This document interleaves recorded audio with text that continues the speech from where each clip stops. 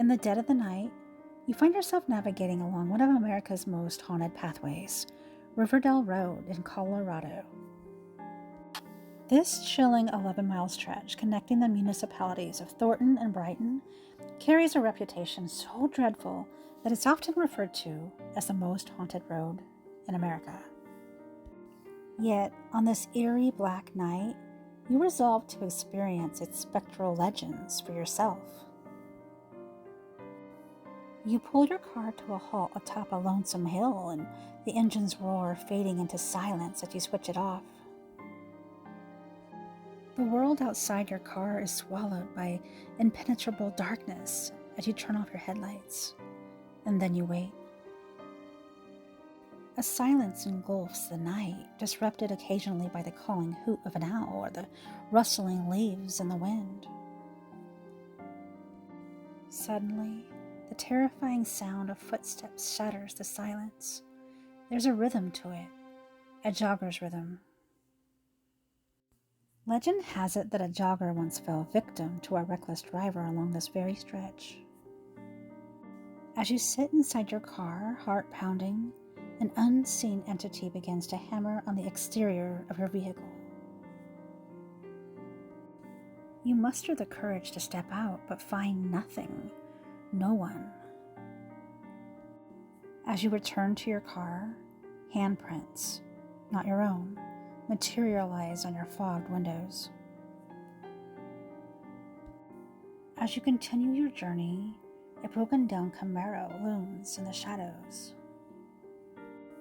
Its one functioning headlight flickers in the darkness. The local lore warns that this phantom car challenges unsuspecting drivers to lethal races. Yet you pay heed to the warnings and steer clear. The terror doesn't end there. Riverdale Road is rumored to be the entrance to the gates of hell, a reputation that sends shivers down your spine.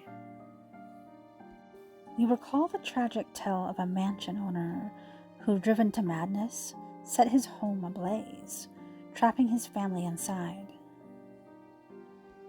The mansion was built by David Wolpert during the gold rush. Over the years, the structure was used as a brothel, a cowboy saloon, and a hippie commune before it was burned down in 1975. Suspicions abound in Colorado that a man living in the mansion took his family's lives before setting the home ablaze.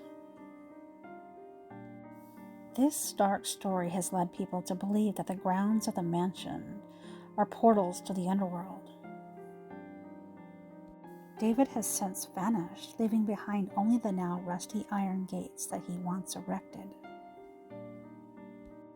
These gates are said to be frequented by the spectral figure of his wife, forever searching for her slain children and her missing husband.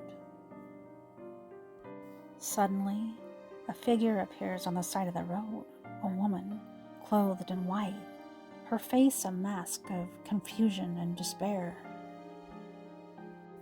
You pull over, intending to help, but as she draws near, she evaporates into the cold night air, leaving nothing but the chill of her presence. As you drive past a spectral hitchhiker, it taps on the side of your vehicle, a chilling reminder of the road's haunted past. From the phantom jogger to the ghostly hitchhiker, the lady in white to the ghost Camaro, each specter has its own tale. As you leave behind the haunted stretch, a road built on Native American burial ground that has seen its fair share of blood and tragic accidents, the energy remains etched in your memory.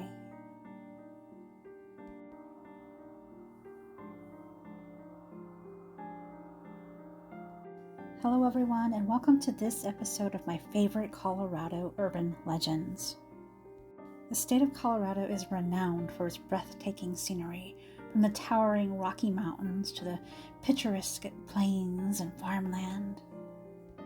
Yet the Centennial State is not without its fair share of haunted locations.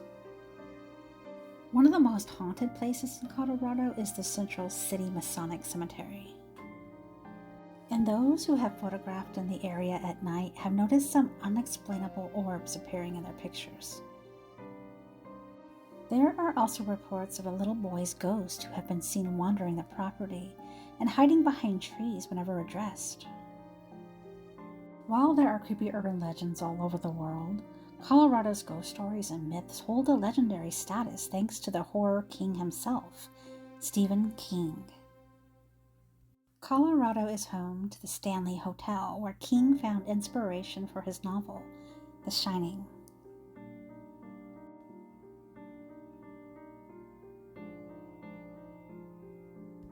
In the heart of Colorado's majestic landscape, where the mountains hold court over the whispering pines, there looms an edifice of startling grandeur and unsettling mystery, the Stanley Hotel. This imposing structure, with its long-held reputation for spectral encounters, is as intriguing as it is terrifying, and amongst its spectral inhabitants one stands out, the former lord of the land, Dunraven. Room 407, infamous for its spectral activities, was the setting of one chilling encounter. On a night when the wind howled like a lost soul and thunder growled ominously, a couple sought refuge in the room. No sooner had they settled in than they noticed the room's only lamp flickering, casting ghastly shadows that danced menacingly on the walls. A cold shiver ran down their spines as they felt an unseen presence. In a moment of desperate courage, they addressed the invisible specter, promising to vacate the room in 2 days. The flickering stopped, but the relief was fleeting. The elevator outside their room sprang to life, groaning and creaking with an eerie rhythm that echoed through the long, sleepless night. Yet the spectral saga of the Stanley Hotel doesn't end here. Rooms 217, 401, and 418 are notorious hotspots for otherworldly activities. A heavy, unsettling aura hangs in these rooms, making even the bravest hearts falter. Cleaning crews often speak of mysterious noises and inexplicable disturbances. Beds appear mysteriously rumpled as though someone or something has taken a rest there.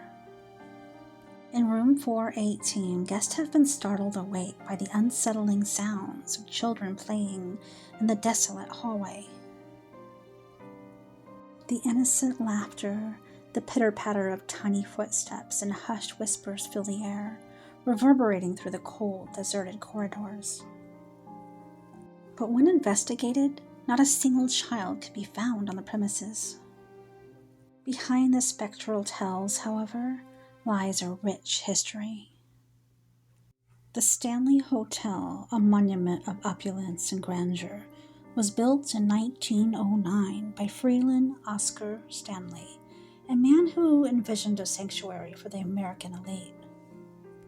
Stanley, who had moved to the area for health reasons, transformed the pristine wilderness into a luxury resort, complete with amenities that were considered groundbreaking at that time. The hotel's eerie reputation was cemented in 1974 when author Stephen King, after a night spent in room 217, was inspired to pen his iconic novel, The Shining. Ever since, the Stanley Hotel has been a beacon for thrill seekers and ghost hunters, its chilling tales echoing through the ages. Thus stands the Stanley Hotel, its splendid facade amassed for the spectral theater within. It is a place where boundary between life and afterlife is blurred, where every shadow holds a story and every whisper sends a chill down the spine of its guest.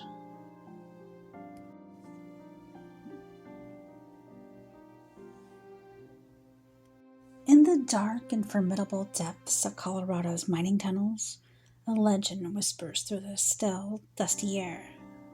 This is the legend of the Tommyknockers, mythical creatures whose tales have been passed on from one generation of miners to the next. The Tommyknockers, as the miners would say, were wee folk, not unlike leprechauns or brownies of Celtic folklore. They were said to stand no more than 2 feet tall, with mischievous eyes that glinted in the darkness of the mines. Dressed in miners' garb, they were the unseen dwellers of the deep.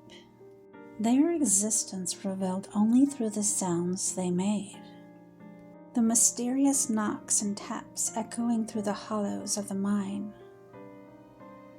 These sounds, the miners believed, were omens. A sharp knock might foretell a deadly cave-in, giving miners a chance to escape before disaster struck. A series of rapid taps could signal the location of a rich vein of ore, leading miners to fortune. The Tommyknockers thus were considered both guardians of the miners and harbingers of good luck. But the Tommyknockers were not always benevolent.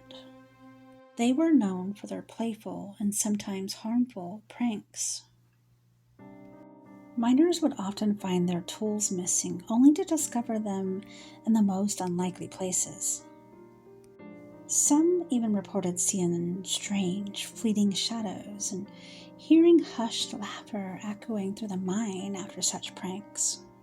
The legend of the Tommyknockers is believed to have been brought to Colorado by Cornish miners in the 19th century.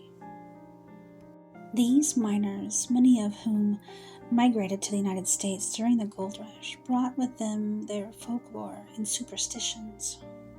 The legend of the Tommyknockers was one such tale, and it found a new home in the mines of Colorado.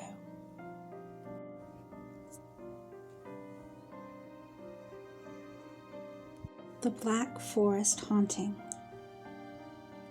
In the early 1990s, Steve Lee moved his family into a log cabin home in the Black Forest region of northern Colorado. They rented it for a year before purchasing it, but once the land was theirs, things started getting weird. Initially, lights and electronic devices kept turning off and on, and eerie noises sometimes filled the air. This was followed by a strange odor that wafted through the cabin that burned the family's throats and eyes. Thinking these happenings were the work of pranksters, the Lee family installed motion detectors and cameras. However, the motion detectors would go off when nothing seemed to be happening on the cameras. Steve Lee added more cameras, capturing more unexplainable phenomena like orbs, beams of light, and sometimes ghostly forms with faces. The Lees could no longer pretend the cameras were the problem, and they contacted the television show Sightings to document what became one of the most famous hauntings in America. The Sightings crew experienced and captured quite a bit of phenomena themselves. Cameras were knocked off tripods. One of their producers experienced an attempted possession. And a medium working with them determined that there were multiple spirits in the house and a rift in space, time on the property. The psychic also identified one of the spirits as someone the Lees knew, the son of a friend who everyone believed did not survive an overdose. His spirit allegedly told the medium that he was actually murdered. Beware the drums of Third Bridge. Bridges and other outdoor structures are typically seen as both beautiful and picturesque, but some have been proven to be downright morbid and horrifying. While most bridges in the Centennial State are innocent, there is one that is home to several terrifying legends that will make your hair stand on end. third bridge, also known as the Ghost Bridge, is located out in a prairie in the middle of nowhere and crosses over Kiowa Creek. For years, local folklore has centered around the belief that the third bridge, or Ghost Bridge, is haunted by the spirits of Native Americans.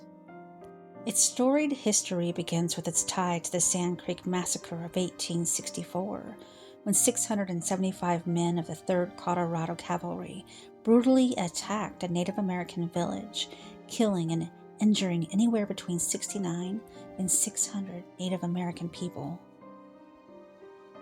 Many believe the area is haunted by the spirits of those who needlessly lost their lives during the massacre, with rumors of distant drums being played.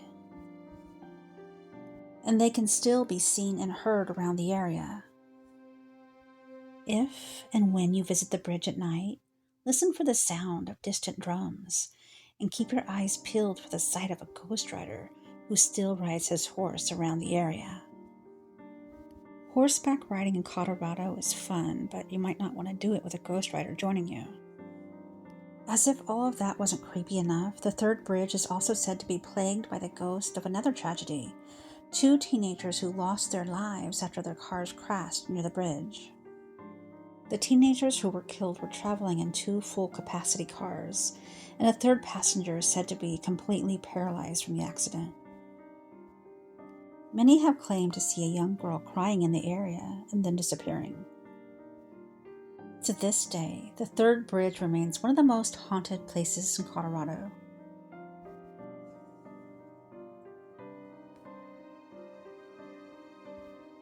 The Devil's Highway. The infamous Route 666, nicknamed the Devil's Highway, runs through Colorado. It was renumbered as Route 491 in 2003 in hopes of dispelling the fear surrounding the demonic numbers. However, changing the numbers didn't take away the unexplainable phenomena that occurred and is still occurring on this cursed road.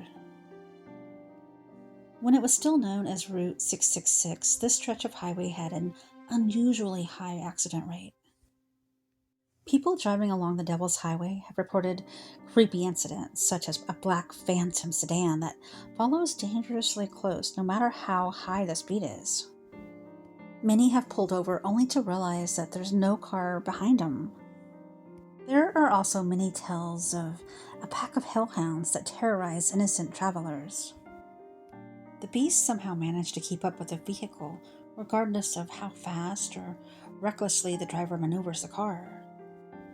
Many believe these hellhounds are responsible for shedding tires and causing terrible wrecks. Some have even claimed that the beasts are capable of jumping into windows and mauling people.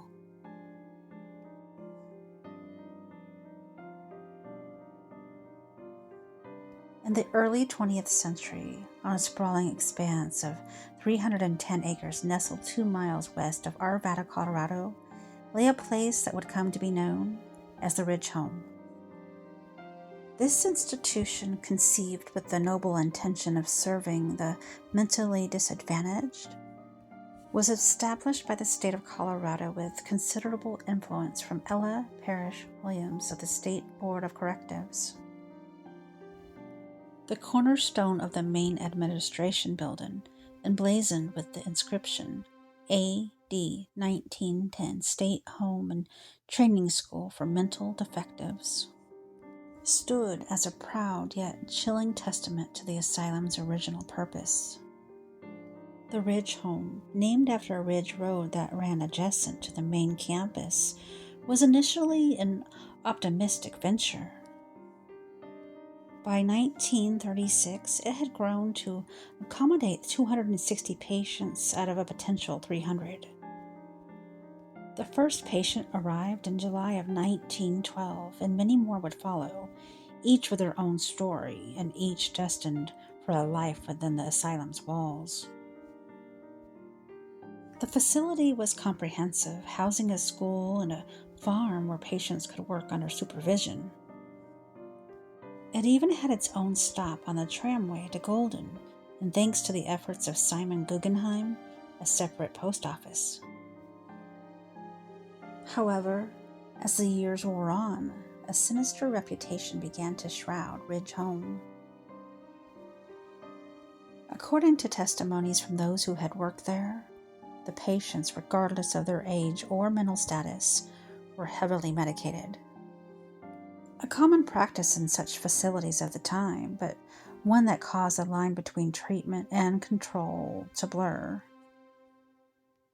Rumors began to circulate that children, perfectly normal upon arrival, would become socially, mentally disabled after years of confinement within the institution's walls. Ridge Home became a place where people were forgotten, their existence obscured by a society that preferred not to acknowledge such uncomfortable truths. It was Arvada's dirty little secret, a dark stain on an otherwise picturesque landscape. Allegations of abuse began to surface, and whispers of patients being tortured by the very individuals charged with their care. These stories painted a grim picture of the institution, tarnishing its once hopeful vision with the harsh reality of its operation. The asylum, once a refugee, had become a house of horrors. In 2004, the Ridge Home was finally demolished, but the stories didn't end with the fall of its walls. The land, once home to the institution, is said to be haunted by the spirits of those who suffered there. Witnesses claim to hear distant screams echoing through the night, the cries of the forgotten seeking recognition for their suffering. Apparitions of former patients are reported to roam the grounds, their spectral forms a disturbing reminder of the human tragedy that unfolded within Ridge Home's walls. The history of Ridge Home is a chilling reminder of how good intentions can veer off course when unchecked power and lack of oversight come into play. Its story is a haunting tale of suffering and neglect, etched in the very soil of the land that it once occupied.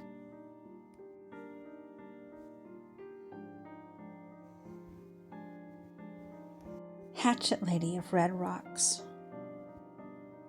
The tale of the Hatchet Lady of Red Rocks, Colorado, is a haunting yet fascinating anecdote that has circulated among locals for decades. While the origins of the story are not entirely clear, the legend has taken on a life of its own with several variations depending on who you ask. In one of the most common renditions of the story, the Hatchet Lady was once a woman named Old Mrs. Johnson. She was said to be a fiercely protective mother who wanted nothing more than to keep her daughter safe from the affections of young men in the area. To ward off these potential suitors, she would allegedly pull a coat over her head and patrol her property with a hatchet in hand. The sight of Mrs. Johnson, her face hidden beneath her coat and brandishing her weapon, quickly earned her the title of the Hatchet Lady. After her death, local legends has it that Mrs. Johnson's spirit remained on the premises, still committed to protecting her property from any unwelcome visitors.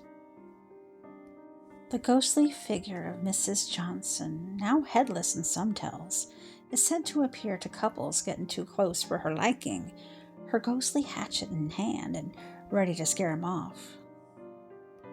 The Hatchet Lady's legend has added an eerie mystique to the Red Rocks area.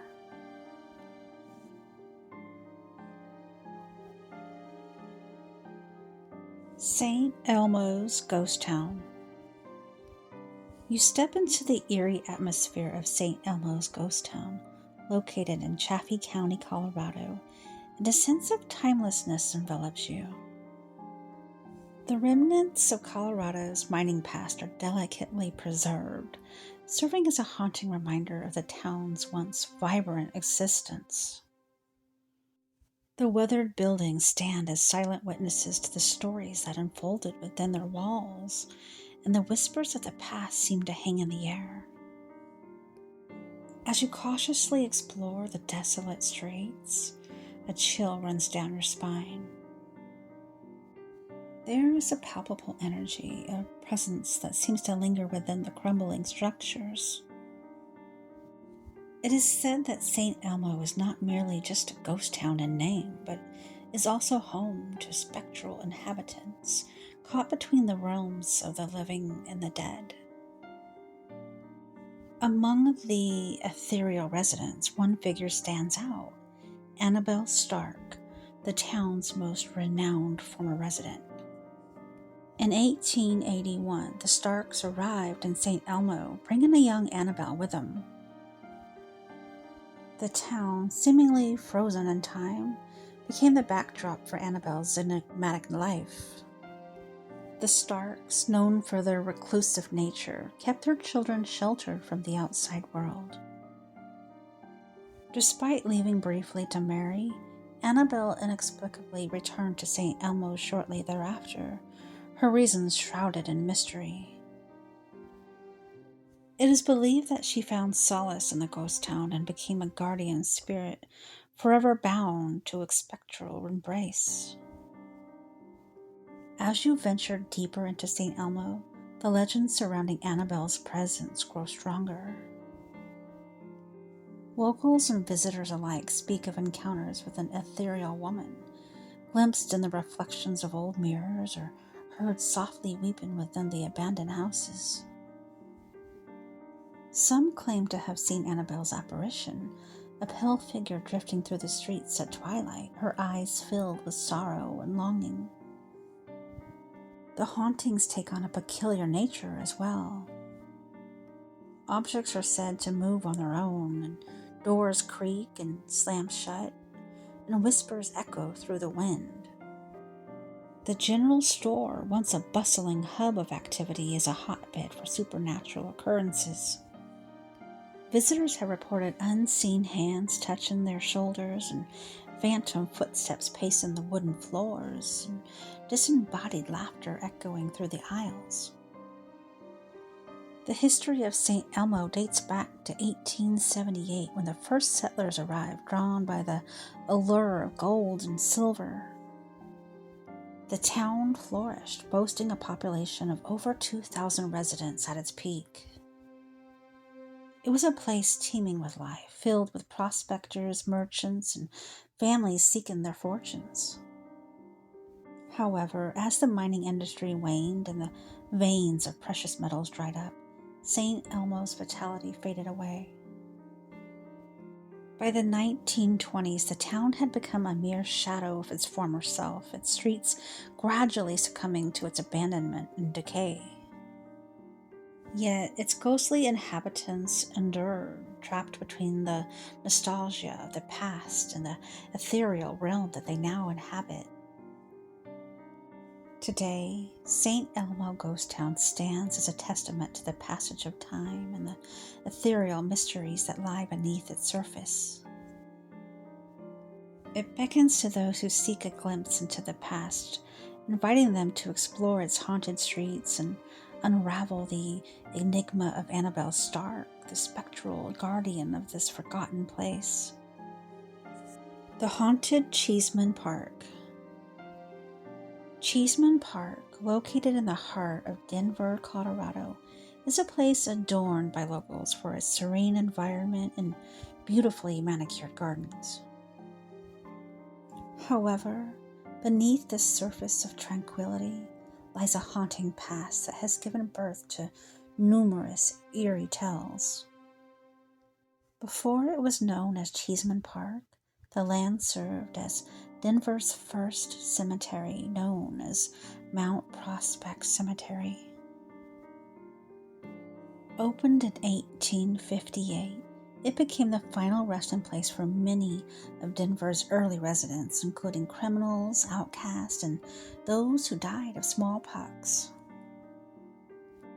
However, as the city grew and the surrounding neighborhood became more affluent, the decision was made to move the cemetery elsewhere and convert the land into a park. In 1893, the city hired undertaker E.P. McGovern to remove the bodies. He was to be paid $1.90 for each grave that he exhumed and provided with a new coffin. However, McGovern saw an opportunity to increase his profit. He dismembered the bodies and crammed the remains into child-sized coffins, which allowed him to claim payment for more graves than he actually exhumed. This gruesome task was carried out with little respect or care for the dead. Often, body parts and bones were mixed together haphazardly, and when the job was done, many remains were left in the open when McGovern abruptly stopped the work, having been paid for his fraudulent deeds. The park was finally completed in 1907, but the grim history of the land was far from forgotten. Over the years, there have been numerous reports of paranormal activity. Visitors have claimed to see apparitions wandering the park, and some appearing confused or lost. And others have reported feeling sudden cold spots despite the warm Denver weather or the feeling of unseen hands touching them. One of the most frequently reported figures is that of a woman seen singing or humming to herself before disappearing. A number of people have also reported seeing a group of spectral figures in old-fashioned clothing who seem to be having a picnic before fading away. The Denver Botanic Gardens, which are located adjacent to the Cheesman Park, have not been free from supernatural incidents either. Sightings of a ghostly woman walking through the gardens at night have been reported. Some visitors also claim to have seen children playing near the cemetery before mysteriously disappearing. So whether you believe in ghosts or not, the history of Cheesman Park adds a certain spine-chilling allure to this otherwise peaceful place. The park serves as a stark reminder of the city's past, while ghost stories continue to intrigue and frighten those who dare to visit after dark.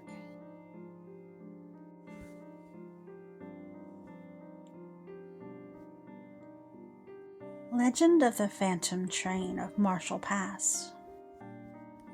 Deep within the heart of the majestic Rockies, nestled amidst the towering peaks and rugged landscapes, lies the enigmatic Marshall Pass. Shrouded in mystery and whispered tales, this mountain pass has become synonymous with a haunting legend, the Phantom Train of Marshall Pass. According to local folklore, in the late 1800s, a small mining town prospered near Marshall Pass. The town owed its success to the rich veins of silver that lay hidden within the mountains. Miners toiled tirelessly, extracting precious ore from the depths of the earth. The town flourished, and life seemed idyllic. However, hidden beneath the surface, a dark secret lurked.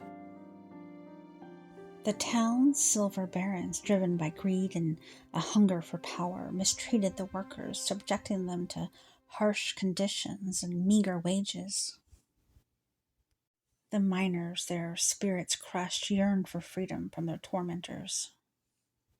One fateful night, as the full moon illuminated the mountains, a mysterious train appeared at the outskirts of town. Its spectral form glowed with an ethereal light, and an eerie whistle pierced the silence of the night. The townsfolk watched in awe and trepidation as the ghostly train materialized before their eyes. Legend has it that the phantom train was led by an otherworldly conductor, dressed in a tattered uniform and his face concealed beneath a worn hat. His eyes glowed with an unearthly intensity, reflecting the pain and anguish of the oppressed miners. The train itself, a spectral manifestation of their collective suffering, carried the weight of their grievances and sought justice. Rumbling through the night, the phantom train of Marshall Pass raced along the tracks that once transported silver laden carts. Its mournful wails echoed through the valleys, carrying the cries of the souls who had perished in the mines. The train's ethereal presence became a harbinger of doom for those who had exploited the miners. Terrified mine owners and corrupt officials recounted chilling encounters with the apparitions. Some claimed to have seen the condemned souls of the miners, their hollow eyes filled with sorrow and resentment, peering through the train's windows. As the legend grew, whispers spread of the phantom train's revenge. It was said that those who had profited from the miners' misery would be haunted, and their dreams plagued by the anguished cries of the spectral train. To this day, on moonlit nights when the wind howls through the mountain peaks, some claim to hear the distant rumble of the phantom train of Marshall Pass. These scary stories aren't just for Halloween. They're whispered between campers and passed from town to town and reserved for nights when the power goes out. These are the stories that make you do a double take when you walk past abandoned places or make you check to make sure your door is locked when you're home alone. So be careful next time you're driving those back roads of America. You never know what scary urban legends that you might encounter. All right, guys. Thank you guys for watching this episode of Tales Told in the Dark. This was Colorado's urban legends, creepiest urban legends. My favorite. So there's probably many, many, many more out there, guys. But these were just my picks. Tell me which one you like the best. Yeah. So thank you guys for watching. Please, please, please leave me a comment and tell me what you thought. Thanks, guys. I love you all.